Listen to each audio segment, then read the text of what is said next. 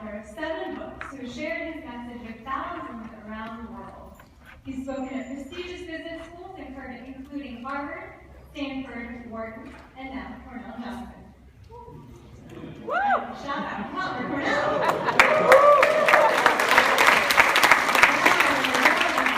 Good. Okay, so Jaymin is also an MBA. All right, he received his MBA from the Tupper School of Business, and then went to work as a management consultant at Booz & Company, where he was heavily involved in on-campus recruiting. Among other things, Jaymin is a Bollywood dancer and choreographer who once started his own dance company in Australia.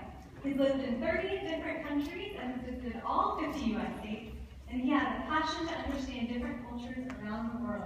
Ladies and gentlemen, let's put them together for Jaymin Patel.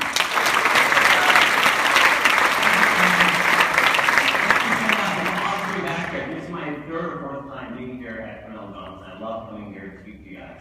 If I could summarize my entire 2-hour presentation, I can do so in just 4 words. Yes, no, maybe, or rockstar.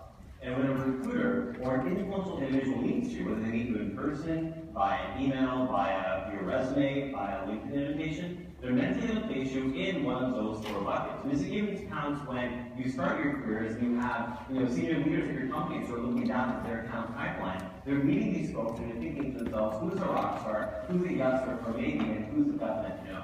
And what I want to talk to you guys about today are the specific behaviors that you guys can leverage to stand out and be one of those rock stars whenever you meet somebody new. Or if you've already developed some relationships, how to cultivate those over time to land in that rock star category. If I was standing here today as a recruiter and I look in front of me and I see about 270 students who are interested at a job at my company, say Microsoft. Well, I'm aware that all of you in this room want a job. I'm also aware that being at Cornell Johnson, I have great talent in the room, so I really can't go wrong making a decision in terms of hiring.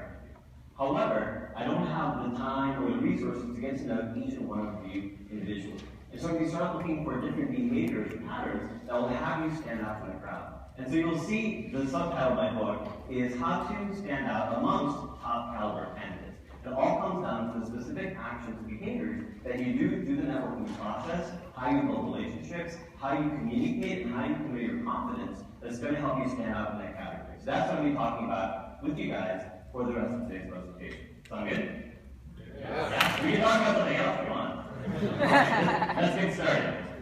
So networking. Networking is a very difficult thing for a lot of people because it means a lot of different things to a lot of different folks. In fact, when I was writing this book, it took me 2 years to write it because there was just so many things networking touched or didn't touch, and I wasn't sure exactly what I needed to do to convey this to someone who may not have that similar type of experience or background in terms of building relationships, right? Who here is an international student? Just raise your hand.